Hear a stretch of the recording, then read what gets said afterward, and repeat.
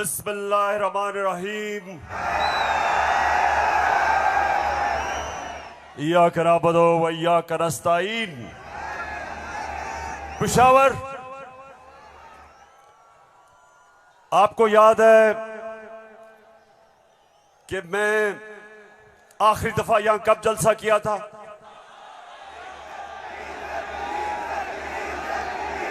जब एक बैरूनी साजिश के तहत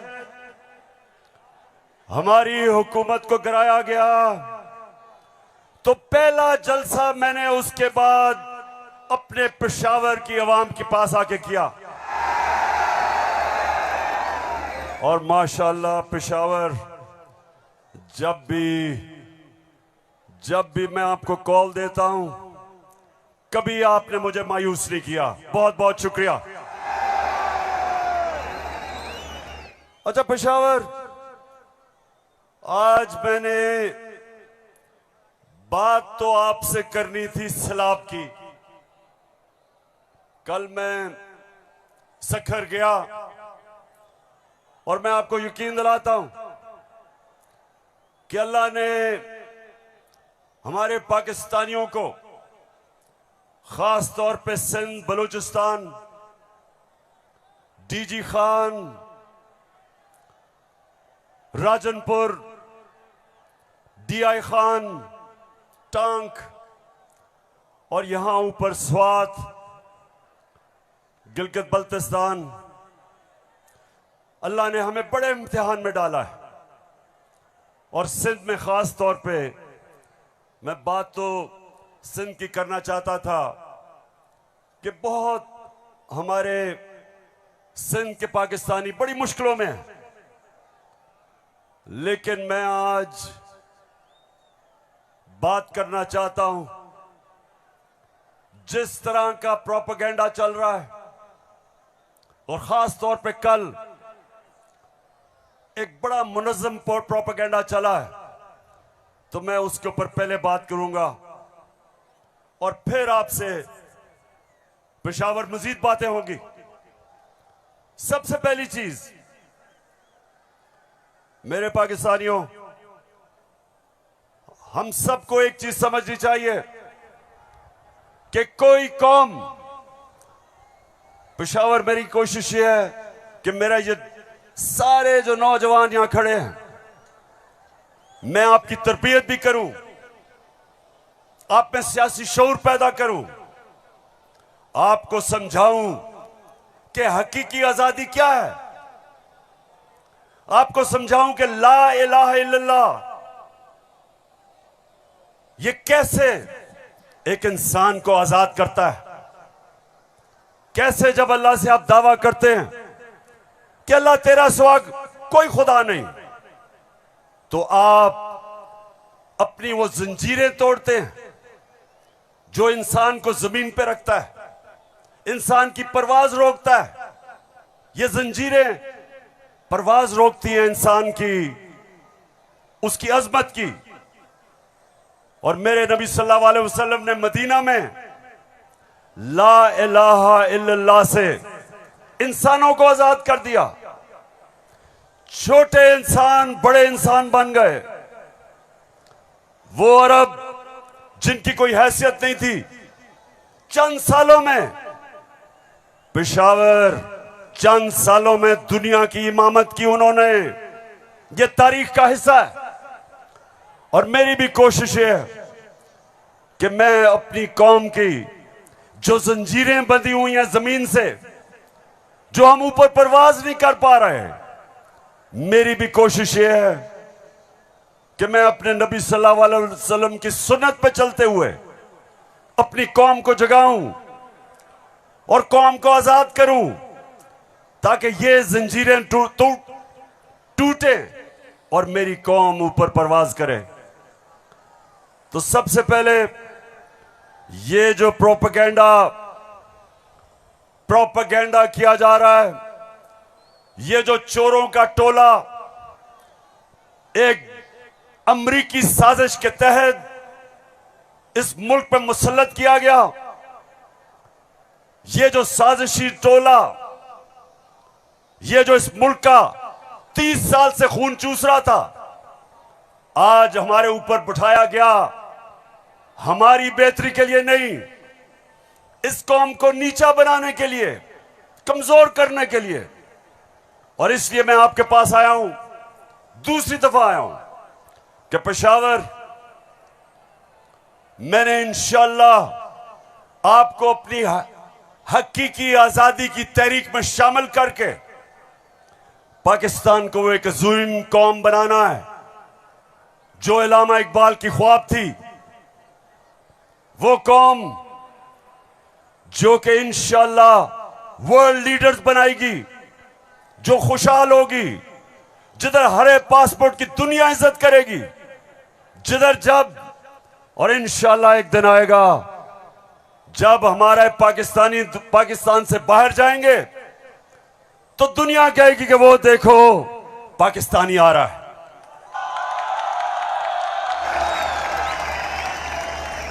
मेरे पाकिस्तानियों, एक ऐसा वक्त था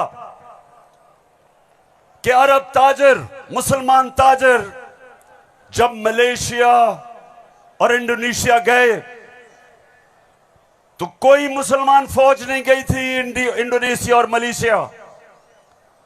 मुसलमान ताजरों का किरदार देख के, मुसलमानों के ताजरों की सच्चाई देख के, सादिक और अमीन ताजरों ने अपने किरदार से लोगों को मुसलमान किया। याद रखें, मुसलमानों ने फतह नहीं किया था मलेशिया और इंडोनेशिया, मुसलमानों का कैरेक्टर था जिसने फतह किया था। मैं वो चाहता हूं कि वो हमारे पाकिस्तानी बने कि जब आप दुनिया में जाएं तो लोग आपकी इज्जत करें, आपके पासपोर्ट की इज्जत करें। और वो कभी नहीं होगा जब तक आपके ऊपर ये चोर बैठे हुए हैं।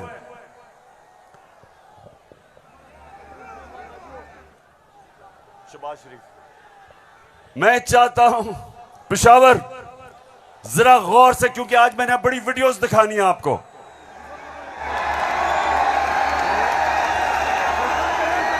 आज आप ये जलसा पूरी तरह आपकी तरबियत भी होगी और आप एंजॉय भी करेंगे। तो मैं जो आपको कह रहा था, फिर से मैं जो आपको कह रहा था कि मैं चाहता हूं कि मेरी कौम एक खुददार, गैरतमंद कौम हो, क्योंकि ला इलाहा इल्लल्लाह इंसान को गैरत देता है। जो ला इलाहा इल्लल्लाह दिल में जिसके चले जाता है, वो किसी झूठे खुदा के सामने नहीं झुकता।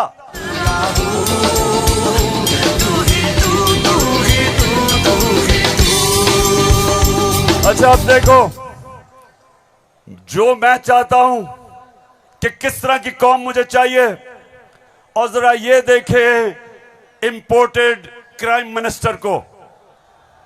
मैं सऊदी अरब से होके आया हूं, मैं यूएई के होके, अभी मैं तुर्की होके आया हूं, और मैंने उन भाइयों को कहा कि आप हमारे बड़े अजीम भाई हैं, हमेशा आपने हमारी मदद की। और मैंने यही कहा, जब मैं आया हूं तो आप समझेंगे शायद ये मांगने के, शायद ये मांगने आया है, मैं मांगने नहीं आया। मैं आया हूं तो आप समझेंगे शायद ये मांगने के, शायद ये मांगने आया है, मैं मांगने नहीं आया, लेकिन मजबूरी है। जिस तरह माजी में 75 साल में आपने हमारा हाथ बटाया है, कुछ अर्सा आप हाथ बटा। मैंने कहा मैं वादा करता हूं कि इंशाअल्लाह हम पूरी कौम, हम मिलकर दिन रात मेहनत करेंगे, पसीना कराएंगे, अपने पांव पे खड़े होंगे। क्यों पेशावर, सुन लिया? ऐसे आदमी को आप अपना प्राइम मिनिस्टर मानते हो?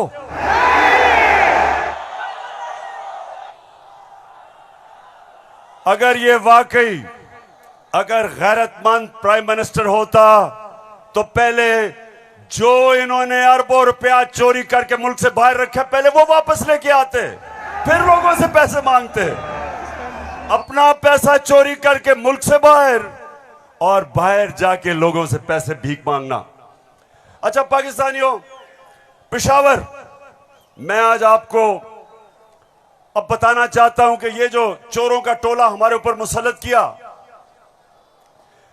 अब इनको पता चल गया है कि ये अब ये हमें हरा नहीं सकते। हाँ मुझे पता है कि फजल रहमान भी इनमें से एक है। अब ये जो थ्री स्टूजेस हैं, इनको पता है कि मैच खेल के तो ये अब ये जीत नहीं सकते। इनको पता है कि जब भी इलेक्शन हुआ इन्होंने हारना है। अब ये कर क्या रहे हैं? साजिशें कर रहे हैं। किसी तरह इमरान खान को डिस्क्वालीफाई करवाओ, केस बनाओ, कभी तोशा खाना, कभी वो इनका पालतू इलेक्शन कमीशन, कभी वो कोशिश कर रहे डिस्क्वालीफाई करने के लिए। अदालत के अंदर मुझे दहशतगर्द बना दिया पुशारों वालों। दहशतगर्द आपके सामने खड़ा है। कोशिश है कि किसी तरह बस इमरान खान मैच ना खेले। ये वैसे ही है, जब हम छोटे थे क्रिकेट खेलते थे तो जब एक टीम हारने लगती थी वो विकेट उठा के ले जाती थी। अब ये यही कर रहे हैं, मैच खेल नहीं सकते, किसी ना किसी तरह बस इमरान खान को बाहर निकालो टीम से। दूसरी चीज, और ये उससे खतरनाक चीज कर रहे हैं, पेशावर ये कोशिश कर रहे हैं कि किसी तरह पाकिस्तान की सबसे बड़ी जमात,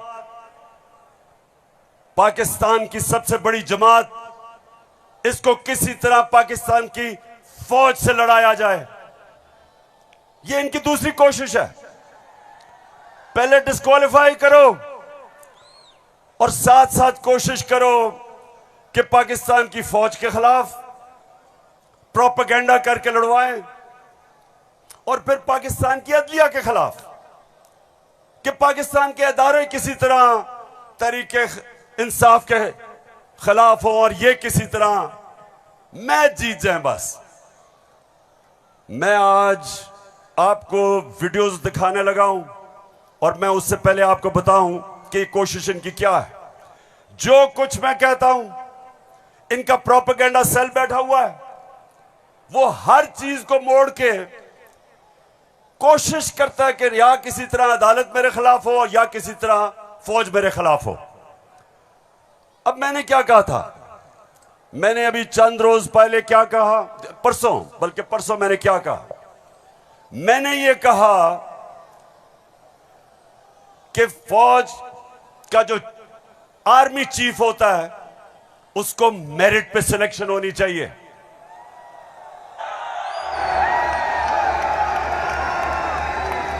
अब मुझे यह बताओ कि कोई भी किसी का खैर ख्वाह होता है, वो हमेशा चाहेगा अगर इदारा मजबूत करना है मेरिट पे सिलेक्शन हो। यह दुनिया का असूल है। आपने अगर फैक्ट्री सही चलानी है ऊपर मेरिट पे आदमी बिठाओ। आपने अगर मुल्क को ऊपर लेके जाना है, क्रिकेट टीम अच्छी बनानी है तो मेरिट के ऊपर सिलेक्शन हो। इसमें क्या गलत बात की थी? और मैंने साथ ये कहा था कि नवाज शरीफ और आसिफ जरदारी, ये किसी सूरत इन दो डाकुओं को पाकिस्तान का आर्मी चीफ नहीं सिलेक्ट करना चाहिए।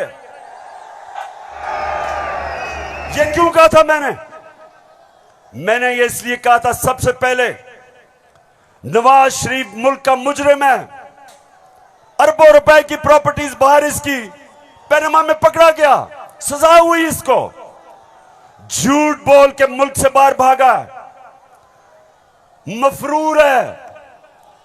मुझे यह बताएं पेशावर, जरा मुझे यह बताएं कि क्या एक चोर को, एक मफरूर को, एक भगौड़े को जो मुल्क से बाहर पैसा ले जाता है, क्या उसको पाकिस्तान का आर्मी चीफ सिलेक्ट करना चाहिए? जरा मुझे बताएं। और इधर बात खत्म नहीं होती। दूसरी, डॉन लीक्स क्या थी? हिंदुस्तान पाकिस्तान की फौज को कह रहा था ये दहशतगर्दी कर रही है। हिंदुस्तान उस वक्त के पाकिस्तान के सिपा सलार रहील शरीफ को कह रहा था ये दहशतगर्दों का सरदार है। और डॉन लीग्स में क्या चीज सामने आती है? बजाय नवाज शरीफ और नून लीग अपनी फौज के साथ खड़े हो, वो हिंदुस्तान को पैगाम पहुंचाते हैं कि जी हम कुछ नहीं कर रहे, फौज सब कुछ कर रही है। अपने से फौज को अलग कर लिया। काठमांडू में सार्क मीटिंग में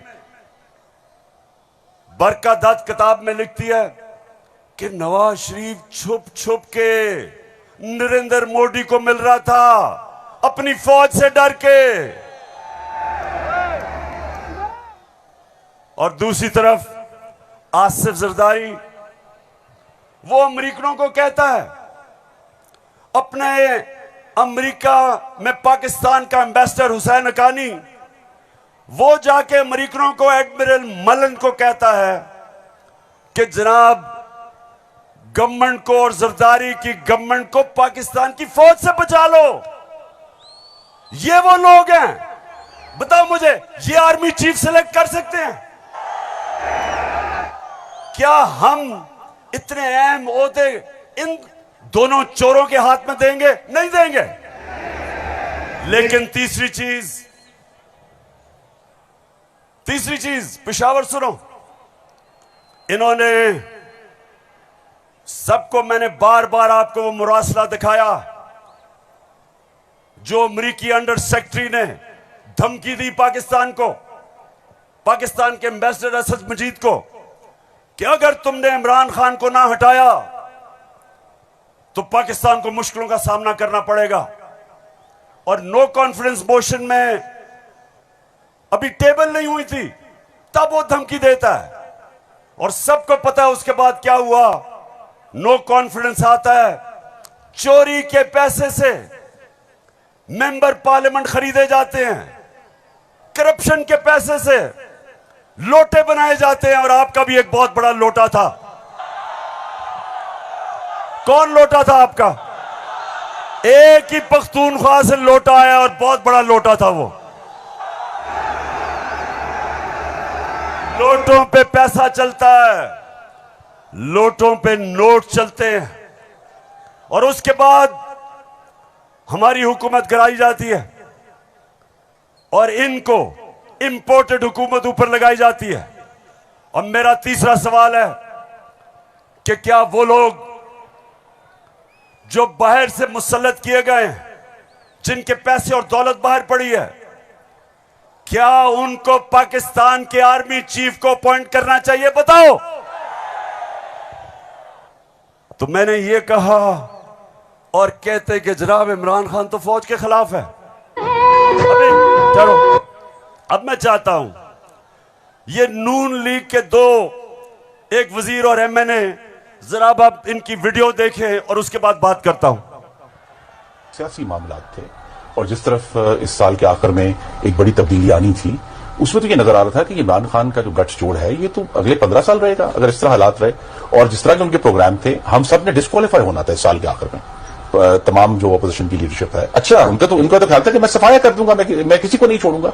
तो ये आपका खदशा है? मालूमात है जी, हमारी सीरियस मालूमात आपके ख्याल में जो आप ये लोगों को भूल जाता है। लेकिन कुछ माह पहले जो कहा कि हम नैब के कुछ 100 जज और हायर कर रहे हैं और हम सारे केसों को एक्सप्लाइट करेंगे, तो उस मैथ्स लेवल के ऊपर मैथ्स लेवल पे डिस्क्वालिफिकेशन होनी थी। बिगिनिंग शहबाज शरीफ डाउनवर्ड, शाहजहान अब्बासी, हसन इकबाल और ऑल ऑफ अस, सिर्फ मुस्लिम लीग नून की नहीं। आपके ख्याल में जो कोalition बनी है वो इसी वजह से बनी है कि इमरान खान साहब के तो फाशिस्ट प्लान्स थे ना इस मुल्क के ऊपर हमला करने के। तो लिहाजा ये आज मुश्किल जरूर है, लेकिन ये हमें याद रखना है जब हम मुआशरत की डिस्कस करते हैं कि यहां जमहूरियत का, हाकमियत का और वफाकियत का मामला भी मौजूद है जिसको हमें साथ लेकर चलना है। तो इसलिए एक लार्जर कॉन्टेक्स्ट में सियासी मामला कि जो हमें लोग कहते थे, डराते थे, दबाव में लाते थे इस बात पे कि अगर फौरी तौर पर अदम एतमाद करके आप हुकूमत में ना आए तो फलां आ जाएगा, फलां बैठ जाएगा किसी चेयर पे। कोई किसी किस्म का हमें उस वक्त भी न नोटिस था न हमने लिया था, मगर इत्तेहादी जमातों के हम फैसलों पर के पाबंद थे। मैं आज भी ये बात कहने लगा हूं कि अगर कि जो हमें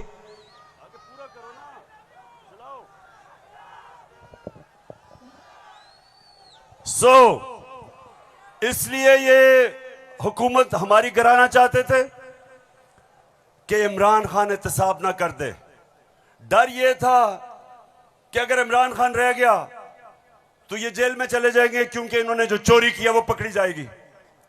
मतलब ये कि ये इसलिए गिराना चाहते थे, महंगाई वजह नहीं थी, माइशत वजह नहीं थी, वजह सिर्फ एक थी कि इन्होंने एनआरओ लेना था और 1100 अरब रुपया अपना माफ करवाया। अब मैं ये चाहता हूं कि ये जो नून लीग प्रोपेगेंडा कर रही है कि इमरान खान फौज के खिलाफ है, जरा सुने कि इनके लीडर्स ने फौज के खिलाफ क्या बातें की। और मैं चाहता हूं मीडिया इसको दिखाए ताकि पता चले कि ये जो लोग आज इक्तिदार में बैठे हैं और ये हर रोज प्रोपेगेंडा कि किसी तरह तहरीक इंसाफ और फौज की लड़ाई हो जाए, जरा ये सुने कि इन्होंने फौज के मुताल्लिक क्या बातें की थी। जनरल कमर जावेद बाजवा साहब, आपने हमारी अच्छी भली चलती हुकूमत को रुखसत करवाया, जजों से जोर जबरदस्ती से फैसले आपने लिखवाए। फौज के जवानों और अफसरों के नाम जब आप किसी फर्द वाहिद या मफाद परस्त टोले के लिए आइन तोड़ने के मुर्तकिब होते हैं, वहाँ आप खुद अपनी कौम को, अपने मुल्क और अपने लोगों को आइन शिकनों के रहमो करम पर छोड़ रहे होते हैं। हाँ, नवाज शरीफ ने ये जरूर किया कि उसने किरदारों और इदारों के दरमियान एक वाज़े लकीर खींच दी है। एक या दो अफराद इदारा नहीं हुआ करते, एक या दो अफराद इदारों की बदनामी का बायस बना करते हैं।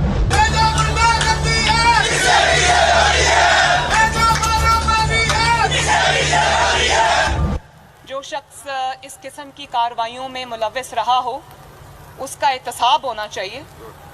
उसको बल्कि इतने बड़ी उनकी ग्लेयरिंग चीज़ें शायद 73 साल की तारीख में कभी नहीं मिलती, तो अब तो उनका एहतसाब होना चाहिए।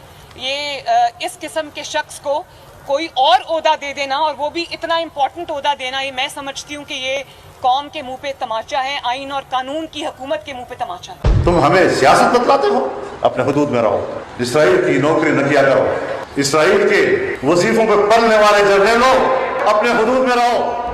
बड़े बड़े रैंकों वालों से भी अपने आप को मुहतरम समझता हूँ, और अगर बिगड़ोगे तो फिर अगर हम बिगड़ गए तो अफगानिस्तान में अमेरिका का क्या हश्र हुआ, खुदा की कसम यहाँ तुम्हारा वही हश्र। तो हमारी किरदार कशी करना छोड़ दो। अगर हमने आपकी शुरू की तो पता नहीं पाकिस्तान बनने से आज तक कितने जनरलों की शुरू हो जाएगी।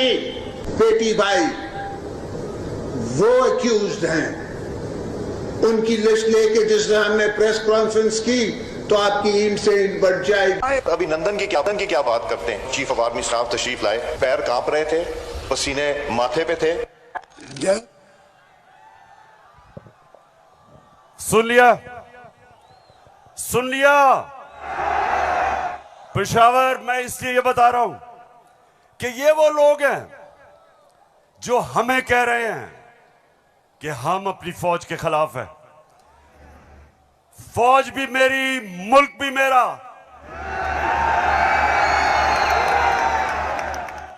जितने इदारे मजबूत होंगे मुल्क मजबूत होगा, अदलिया मजबूत होगी मुल्क मजबूत होगा, फौज मजबूत होगी, हम आजाद हो सकेंगे।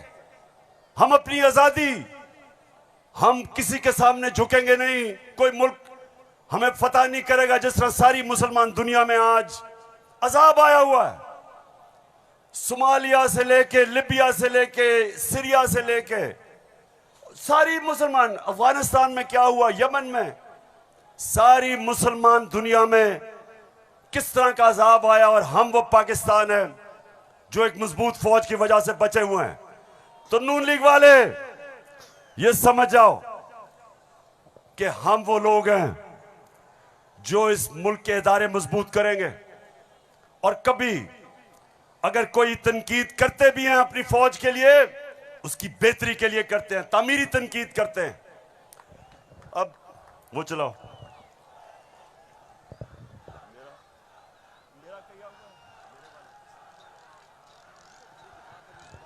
चलो। ये बड़ा इम्पोर्टेंट है, मैं अपनी सारी कौम के सामने कहना चाहता हूँ। देखिए, एक तो जो फौज का इदारा है, कभी इसके खिलाफ बात ना करें, क्योंकि फौज एक ऐसी चीज है जो अगर हमारी फौज ना होती तो ये मुल्क में नहीं रहना था। इमरान खान से ज्यादा इस मुल्क को जरूरत पाकिस्तानी फौज की है, और हमें हमेशा इस इदारे को इसकी मजबूती के लिए हमें बात करनी चाहिए। और हमारे जो दुश्मन है वो मुसलसल इसको अटैक करते हैं, बल्कि ये दोनों जो prime minister, ex prime minister और प्रेसिडेंट, वो जरदारी और नवाज शरीफ, इन दोनों ने अपनी फौज को अंडरमाइन करने की कोशिश की है। ये जब गवर्नमेंट में भी थे इन्होंने अंडरमाइन किया उसको। इन्होंने गवर्नमेंट में रहते हुए वो डॉन लीग्स क्या थी, डॉन लीग्स वो हिंदुस्तान के साथ कह रहे थे कि जी हमारी फौज की वजह से हम दोस्ती नहीं हो रही, और जो मेमो गेट था वो क्या था, वो अमेरिकनों को कह रहा था जरदारी अपने हुसैन हक्कानी के जरिए। जी शुक्रिया। मैं इसलिए आपके सामने ये रख रहा हूं कि ये मैं आज से नहीं कह रहा, ये मैं हमेशा समझता हूं। और आज तो है ही 6 सितंबर। पेशावर, मुझे अभी भी 6 सितंबर याद है। मैं उस वक्त स्कूल में था और मुझे याद है जब के लाहौर के पास हिंदुस्तान की फौज आई और जो वहां जिस तरह की हमारे घरों में बमबारी की आवाज आ रही थी, तो मुझे तो बड़ी अच्छी तरह 6 सितंबर याद है। और मुझे यह भी याद है कि सारी कौम तब खड़ी थी अपनी फौज के साथ। अब दूसरी चीज, मैं ये चाहता हूं कि आप सब देखें कि जुडिशरी के खिलाफ ये नून लीग ने पाकिस्तान की अदलिया के खिलाफ क्या बातें की हैं, जरा ये जरूर देखें, फिर मैं आप अगली बात करता हूं। इस तरह बेंच फिक्सिंग भी एक जुर्म, इस पे भी 100 मोटो। फजल रहमान देख ले कितना गुस्सा चढ़ा हुआ है इसको। सारे फैसले एक ही जज करेगा, जैसे लगता है कि उसका जज नहीं है, उसकी पार्टी का रुकन हो।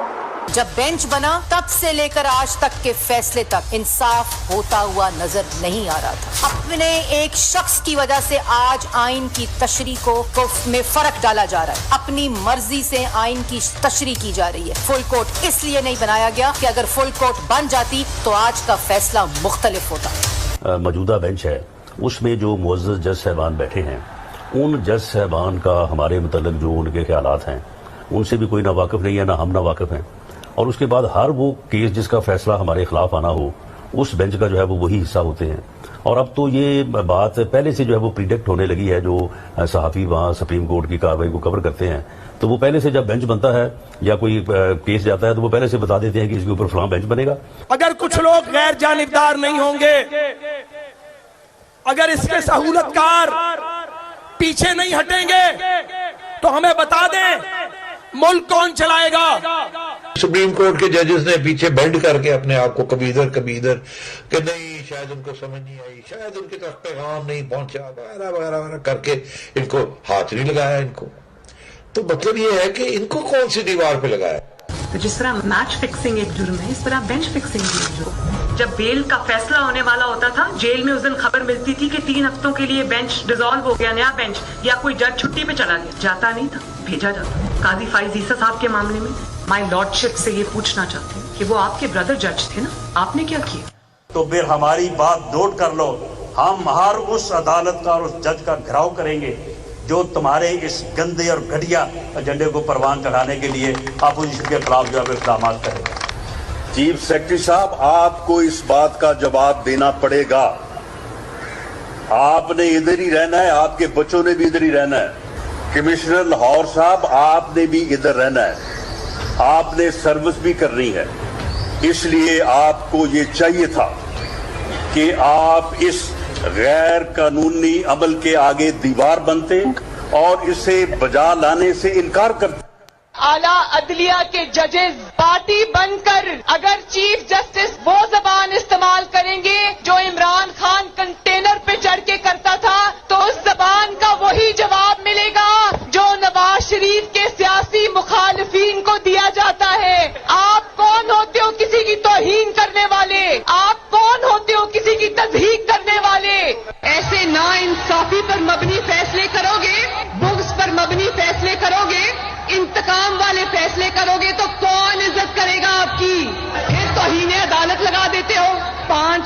मेंबर बेंच ने सियासी पार्टी बना दिया पूरी अदलिया को और उसको मुस्लिम लीग नून के सामने ला के खड़ा कर दिया। क्या बताओ, मुल्क की सबसे बड़ी अदालत की इससे भी बड़ी तौहीन हो सकती है कोई? हम आपकी इज्जत करना चाहते हैं, आप भी तो अपनी इज्जत करवाओ। तो जस्टिस अजमत सईद साहब जो है उनको कौन नहीं जानता, पर्सनली जाती तौर पे असरअंदाज होकर उन्होंने JIT बनवाई, बदनाम जमाना JIT को आज तक व्हाट्सएप।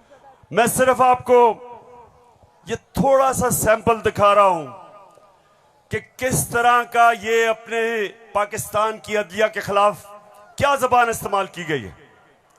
और मैं अपना आपको बता दूं, आज से 26 साल पहले जब मैंने सियासत शुरू की तो उसको इंसाफ की तहरीक का, आजाद अदलिया के लिए सबसे पहले हम खड़े हुए।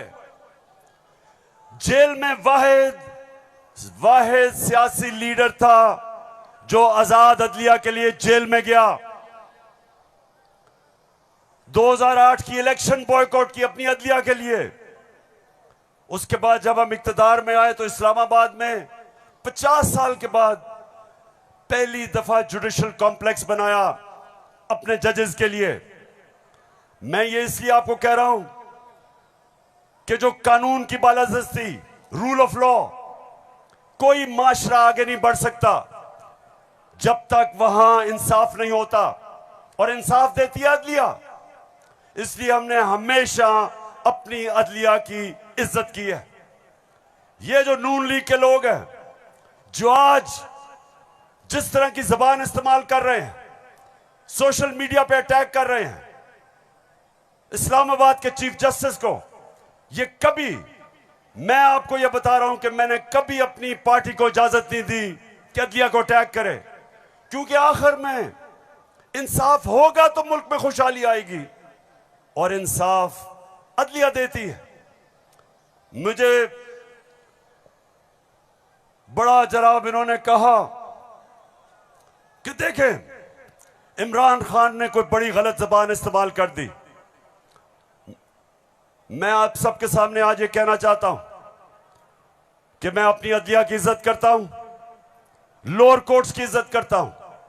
वो लोअर कोर्ट्स जो आम इंसानों की खिदमत करते हैं, और मुश्किल हालात में अगर एक मैजिस्ट्रेट ज़ेबा के खिलाफ ऐसे लगा कि मैंने कोई सख्त जबान इस्तेमाल की, उसकी वजह थी मैं शहबाज गिल को देख रहा था, उसके ऊपर तशद्दुद हुआ, उसको जिसको कहते हैं कस्टोडियल टॉर्चर, उसको हवालात में बंद करके तशद्दुद किया गया, नंगा किया गया। और उसकी जब हमने देखा उसके हालात, और उसके ऊपर प्रेशर डाला गया कि मेरे खिलाफ स्टेटमेंट दे, मेरे ही उसके ऊपर अगर ज्यादा ऐसे लगा सख्त स्टेटमेंट है, ये मेरा मकसद नहीं था। कभी मैं ये नहीं समझ सकता कि मैं किसी जज को धमकी दूं, लेकिन मैं आज सबको ये कहना चाहता हूं कि इस मुल्क में जब तक इदारे मजबूत और ताकतवर नहीं होंगे, मुल्क ऊपर नहीं आएगा। आज अगर मगरिब के अंदर खुशहाली है तो वहां इंसाफ है। जितना ज्यादा इंसाफ और कानून की बालादस्ती, उतना खुशहाल माशरा। तो मेरी तो पहले दिन से यह स्ट्रगल है। तो पेशावर सबको मैं आज पैगाम देना चाहता हूं कि ये जो कोशिश की जा रही है तहरीक इंसाफ को इदारों से लड़ाने की, ये कौम सब समझ गई है। कौम में सियासी शऊर आ गया है। लोग एक एक चीज, कभी भी पाकिस्तान के अंदर अवाम और बच्चे और नौजवान और मेरी ख्वातीन बहनें, कभी इस तरह का शऊर और बेदारी नहीं थी जो अल्लाह के फजल से आज पाकिस्तान में है। तो ये जो चोरों का टोला, ये जो बार बार कोशिश कर रहा है कि तहरीक इंसाफ को दीवार से लगाया जाए, सब सुन लो कि जितना तुम मुझे दीवार से लगाओगे उतना मैं और तुम्हारे से मुकाबला करूंगा, लड़ूंगा तुम्हारे से।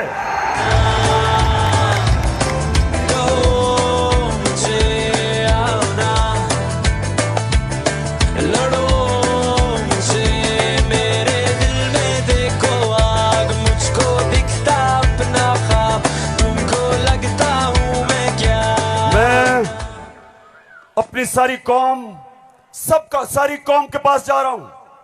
7 महीने से मैं पब्लिक में हूं, हर शहर में जा रहा हूं, अपनी कौम को तैयार कर रहा हूं कि मेरे पाकिस्तानियों, जब मैं तुम्हें कॉल दूंगा तुमने निकलना है मेरे साथ।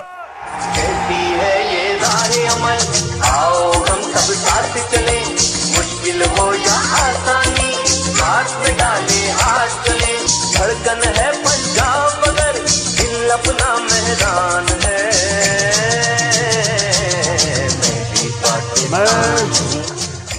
अच्छा पेशावर, जब हमें इन्होंने हटाया था, फिर से मैं आपको याद करा दूं, उस वक्त पाकिस्तान तेजी से तरक्की कर रहा था। जो इस हुकूमत ने जो किताब माइशत के ऊपर शाया की, जिसको कहते हैं इकोनॉमिक सर्वे ऑफ पाकिस्तान, उसके अंदर पाकिस्तान 17 साल के बाद सबसे तेजी से हमारी माइशत ऊपर जा रही थी। 5.6 और चौथे साल 6%। आज IMF कह रहा है, आलमी इदारा कह रहा है कि 6% से अब हमारी माइशत 1% से भी कम पे जा रही है। यानी माइशत सुकड़ रही है, बेरोजगारी बढ़ रही है, फैक्ट्रियां बंद हो रही हैं, किसान जिसने रिकॉर्ड पैदावार की थी उसकी पैदावार नीचे जा रही है, क्योंकि बिजली और फजलुर रहमान की कीमत ऊपर चली गई है। ट्यूबवेल के लिए जो डीजल चाहिए वो महंगा हो गया। बिजली, अच्छा बिजली के बिल जिन जिन के पास आए हैं, जरा मुझे हाथ खड़े करके बताएं, कभी पाकिस्तान की तारीख में इतनी महंगी बिजली नहीं थी। क्या हुआ कि 4 महीने में कौन सी क़यामत आ गई कि बिजली की कीमत 18 रुपए यूनिट से 36 रुपए यूनिट, और टैक्सेस मिला के 50 रुपए यूनिट पे बिजली पहुंच गई है। गंदम 850 रुपए पे 20 kg मिलती थी, आज कराची के अंदर 2000 रुपए पे नहीं मिल रही। बलूचिस्तान में देखें गंदम की कीमत किधर गई। हमारे दौर में, ये जरा गौर से सुने, हमारे दौर में तेल इंटरनेशनल मंडी में 103 से 115 डॉलर पे बिकता था, आज वो पहुंच गया 96 डॉलर पे। तेल की कीमत इंटरनेशनल मंडी में कम हो गई है, लेकिन हमारे दौर में 1 लीटर पेट्रोल 150 रुपए और 1 लीटर फजलुर रहमान 145 रुपए, आज 234 पे पहुंच गया। बिजली दुगनी, पेट्रोल डीजल ऊपर, सब कुछ महंगा और रुपया गिर रहा है। IMF के प्रोग्राम के बावजूद रुपया गिर रहा है। IMF ये कहता है कि आगे पाकिस्तान के जो माशी हालात है वो और बिगड़ने वाले हैं, बिजली की कीमत अभी और बढ़ेगी, GST लगेगा 17%, कीमत और ऊपर, पेट्रोल डीजल और ऊपर। तो मेरे पाकिस्तानियों, आज हम नहीं, IMF कह रहा है कि पाकिस्तान श्रीलंका की तरफ जा रहा है, यानी माशी तबाही की तरफ जा रहा है। तो सवाल आज ये है कि वो कौन थे, वो कौन मुजरिम थे, कौन इस कौम के गद्दार थे जिन्होंने बैरूनी साजिश का हिस्सा बन के इस मुल्क में आपकी हुकूमत कराई और इन चोरों को लेके आए।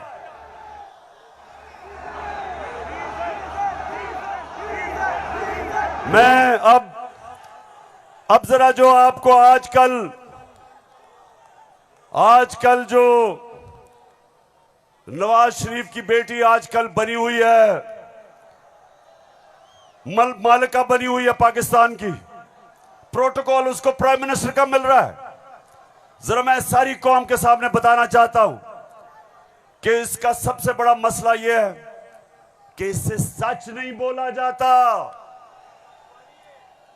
जरा ये आप फिल्म शो देखें, ना आपकी इनकम इतनी है कि आप कोई प्रॉपर्टी आप ले सकते हैं कि आपने मे फेयर के अंदर जो आपकी 4 अपार्टमेंट्स हैं उनकी 1 अरब से ज्यादा, 1 अरब रुपए से ज्यादा उनकी कीमत है। अब 4.5 अरब तक पहुंच गई है उनकी कीमत। आपने अपनी जो टैक्स में टोटल आमदनी बताई है 94 में 1.5 लाख रुपए है। मुझे ये बताएं कि आपने अरबों रुपए की मे फेयर में प्रॉपर्टी खरीदी कैसे? सुन लिया?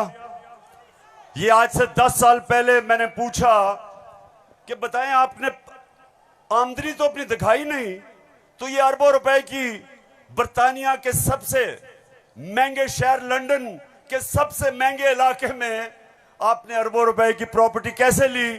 तो जरा आप ये सुने, जवाब आता है। बात ये है कि जिन अरबों रुपए की मे फेयर की प्रॉपर्टीज की ये बात कर रहे हैं, ये तो पहले पता नहीं है। बताएं कौन सी प्रॉपर्टीज है, लाएं, दिखाएं, उसका कोई प्रूफ लाएं।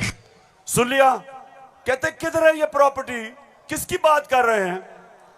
अब ये जरा मरियम बीबी को भी सुन लो कि इस तरह मुझे लगा कि आप लोगों को बेवकूफ नहीं बना सकते। मेरी सेंट्रल लंदन में प्रॉपर्टीज तो दूर की बात है, मेरी पाकिस्तान में भी कोई प्रॉपर्टी नहीं है। मैं अपने वालिद के साथ है और मुझे समझ नहीं आई कि मेरी और मेरी वालदा की और बहन भाइयों की प्रॉपर्टीज ये कहाँ से निकाल के ले आए हैं। मेरे नाम पाकिस्तान में कोई प्रॉपर्टी नहीं है, ये तो इंग्लैंड की बात है। सुन लिया? सुन लिया पेशावर? सुन लिया आपने? मेरी बहनों, आपने सुन लिया कि लंदन तो छोड़े, मेरी पाकिस्तान में भी कोई प्रॉपर्टी नहीं है। मेरे तो बहुत बुरे हालात हैं। अब मरियम बीबी को नहीं पता था कि एक इंटरनेशनल इंकशाफ होता है, पैनामा पेपर्स। दुनिया में जो सीक्रेट डॉक्यूमेंट्स हैं वो लीक हो जाती हैं। बड़े बड़े दुनिया में प्राइम मिनिस्टर और वजीर सब पकड़े जाते हैं, उसमें हमारे शरीफ खानदान भी फंस जाता है। नवाज शरीफ, मरियम नवाज, हसन नवाज और हुसैन नवाज के बैरून मुल्क खुफिया असासों का इंकशाफ। पनामा लीक्स ने बैरून मुल्क खुफिया दौलत का भांडा फोड़ दिया। सुन लिया? अब ये सुना, ये इंकशाफ हो गया। जब इंकशाफ हुआ तो मरियम के भाई हुसैन शरीफ क्या कहते हैं, ये जरा सुन लें। मैं इस बात को तस्लीम करता हूँ कि अल्हम्दुलिल्लाह पाक लेन के ऊपर जो अपार्टमेंट्स हैं वो अल्हम्दुलिल्लाह हमारे हैं। मैं इस बात को तस्लीम करता हूँ कि उनको ऑफशोर कंपनीज नेस्कॉल लिमिटेड और नीलसन लिमिटेड जो है उनको ओन करती हैं। और मैं आपको ये भी अर्ज करता हूँ उनको होल्ड कर रही है इस वक्त मरियम नवाज शरीफ, मेरी हमशीरा जो है। पेशावर सुन लिया कि छुपाई हुई थी प्रॉपर्टीज। एक हदीस है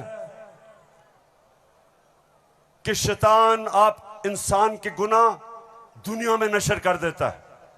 वो दुनिया में नशर हो गए, उन्होंने कहा हमारी प्रॉपर्टीज नहीं, प्रॉपर्टी सामने आ गई। अब ये मैं आपको समझाने की कोशिश कर रहा हूं। असल में नवाज शरीफ की प्रॉपर्टी थी। मरियम बेचारी के पास किधर से पैसा आया? पैसा तो नवाज शरीफ का था। क्यों छुपा रहा था? क्योंकि आपके चोरी का पैसा था, अवाम से पैसा चोरी किया था। चोरी और करप्शन में क्या फर्क? चोरी होती है जो जेब कुतरा करता है, जो आपके घर में चोरी होती है, जो साइकिल चोरी होता है, मोटरसाइकिल, इंसान को नुकसान पहुंचता है। करप्शन, मुल्क का पैसा चोरी करने को करप्शन कहते हैं, और मुल्क तबाह होते हैं करप्शन से। जो पैसा आपकी तालीम पे, अस्पतालों पे, सड़कों पे, गुर्बत कम करने पे, जो पैसा वहां खर्च करना होता है इनकी जेबों में चला जाता है, मुल्क से बाहर चला जाता है। इसलिए कौम में गरीब इसलिए नहीं होती कि उनके पास वसाइल नहीं है, असासे नहीं है। कौमें गरीब तब होती हैं जब उनके अपने सरबराह मुल्क को पैसा चोरी करके बाहर ले जाते हैं। तो ये जो आज हमारे ऊपर मुसल्लत किए हुए हैं, सारी कौम तैयार हो जाए। मैं कभी इनको कबूल नहीं करूंगा, मैं कभी इनकी गुलामी कबूल नहीं करूंगा। खबर तकम इस्तोर माल रोड़ा लड़श पे खबर तकम इस्तोर माल रोड़ा ताजा ताजा गुलुना द्रेसलोर माल रोड़ा ताजा ताजा गुलुना द्रेसलोर माल रोड़ा। पेशावर हाथ खड़ा करके बताओ आप तैयार हो जब मैं आपको कॉल दूंगा? आपने सब तैयार होना है। जिस तरह मैं आपको कह रहा हूं, कहता रहा हूं, मैं हूं आपका कप्तान और आप मेरी टीम हो। और ये वर्ल्ड कप हमने पाकिस्तान की हकीकी आजादी के लिए जीतना है। एक अजीम मुल्क बनाना है पाकिस्तान को। हमेशा आजाद मुल्क ऊपर जाते हैं, गुलाम मुल्कों की परवाज नहीं होती। हम ये नहीं चाहते कि हम किसी दुनिया के मुल्क से लड़ाई करें। हम अमेरिका को मैं बार बार कहूं कि अमेरिका, हम अमन में आपके साथ हैं, किसी जंग में हम आपके साथ नहीं हैं। हम दोस्ती चाहते हैं, लेकिन हम किसी सूरत आपकी गुलामी नहीं चाहते। हम अपनी जमीन नहीं इस्तेमाल होने देना चाहते किसी और लड़ाई के अंदर। हम नहीं चाहते कि हमारी जमीन इस्तेमाल हो किसी भी दुनिया के मुल्क के ऊपर आप किसी किस्म की जारियाना कार्रवाई करें। हम ये नहीं चाहते। हम फिर से कहते हैं, हम अमन में सबके साथ हैं। हम तो हिंदुस्तान से भी अच्छी दोस्ती करेंगे, लेकिन पहले कश्मीरियों को उनका हकूक दो, उनकी स्टेटहुड वापस करो। हम हिंदुस्तान से भी बातचीत कर लेते, लेकिन हम किसी सूरत अपनी आजादी के ऊपर सौदा कभी नहीं करेंगे।